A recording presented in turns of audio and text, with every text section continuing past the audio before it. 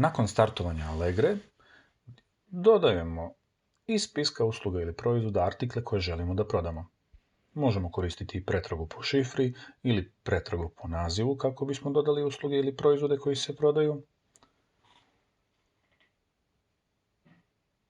I nakon toga pritiskamo taster opcije na dnu kako bismo odabrali e-fakturu. Nakon odabira, prva stvar koju moramo definisati ko je kupac. Iz liste kupaca biramo kupca ili na taster plus dodajemo novog. Kod kupca je bitno definisati njegov naziv, adresu, poštu, PIB i matični broj. Ukoliko svi podaci nisu kompletni, ne možemo izdati račun.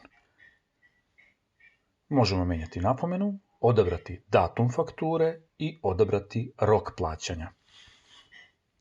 Nakon toga generišemo račun, proveravamo sve podatke, da li je faktura ispravna i ukoliko je sve u redu, potvrđujemo.